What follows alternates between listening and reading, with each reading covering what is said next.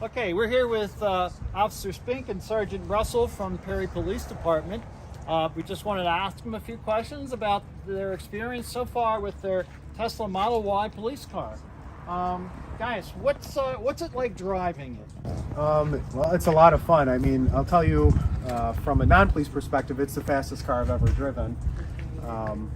But it works a lot better than I actually thought it would. We just got it in the winter, and it drives pretty well.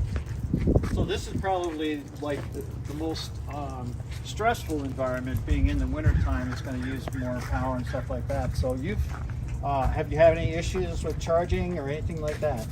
No, and actually we run 12-hour shifts in Perry, so I think the lowest I got it down to was maybe 20%, and I had the heater running, and I was driving it all day.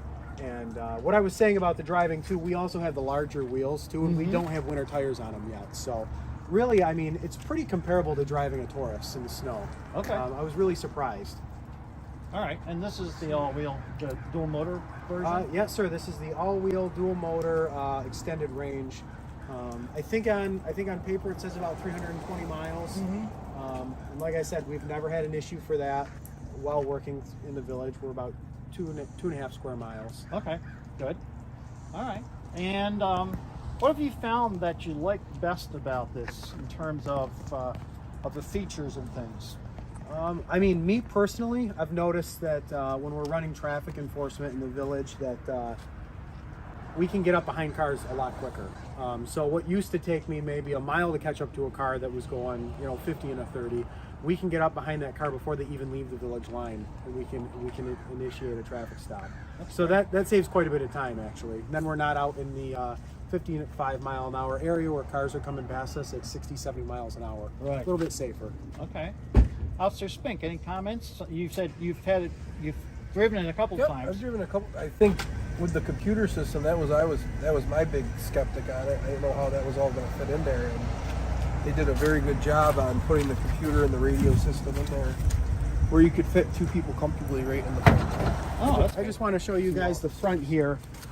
If you're worried about the electronics running off of the battery, we actually just had a marine battery installed inside. And that's going to run everything from our computer to our gun locks when we actually get the shotguns and rifles in there, and then the light system. That way, none of the electronics in the car are running off the battery or taking away from the range. And this will charge when it's plugged in every day, and everything will run off this, and we've never had an issue with this as well. So we have auto steer, which I think is like a lesser form of the autopilot. Yeah. And I've been going to Steuben County twice a week for trainings, and I've found that I'll get on the 390 and put it in that auto steer and just set it for 70, 75, and it's great. I mean, it'll take us down. It'll take you right down the road to until you need to get off the exit. So we've never had an issue with this running out, and in the event that this would run out or fail, then all the systems would just run off the car battery. Got it. And like I said, we run 12s, and we've never had an issue with it getting close to where it needs to be plugged in. We did install a charger at the office, and I think that gives us about 50 to 60 miles an hour charge. So yeah, so right now this is basically a day shift car. I know that they've been talking about getting spotlights in it. It's another reason we didn't actually get we have like the inside lights on the car, because the ceiling's all glass, so we weren't actually sure if we could put a light bar on the top of the car, but I've seen Teslas now that have them. So I know they're looking at a spotlight for the car as well, because they said our next car is going to be electric too, so we're going to have to figure that out, because you're going to be used on night patrol. So. And you have a cage on order as well too, right? Yep. Satina makes a cage for any Tesla vehicle now, I guess, and we're just waiting for that to come in, as well as mounts for the shotgun and the rifle that are going to go in the back. Do you take advantage of the camera recording on all four sides to enhance your patrol? We haven't specifically used it for anything yet, but that definitely was one of the factors when they were buying the vehicle. That was something that they could keep an eye on.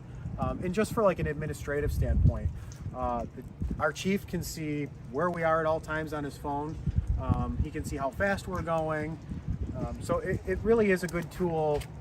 If it's in an accident, it'll record that stuff. So from an administrative standpoint, I think it's good for a department too as well. So you have to be careful when you want to have a donut. Yeah, right. Well, Chief told me the other day. He said, "I saw you were going 85 down on the thruway." So he can see it, but no, it's been a great car so far. To be honest with you, I really didn't think it was going to work as well as it has. Good. Anything that you would like to see improved on it?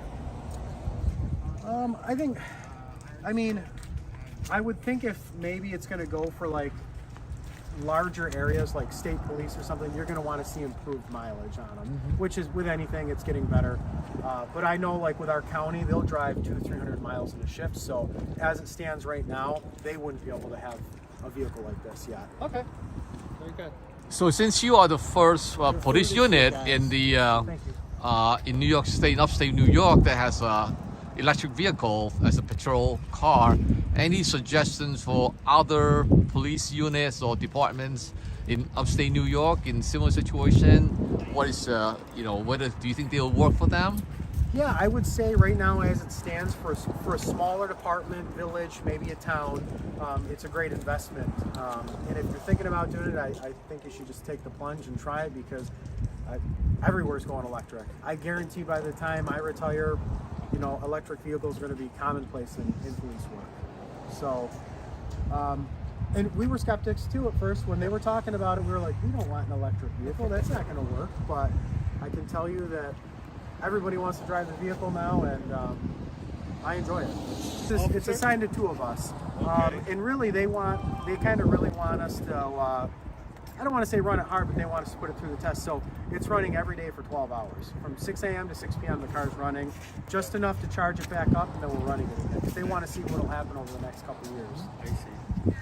Thank you so much for your time and bring the car here to show us. Really appreciate that.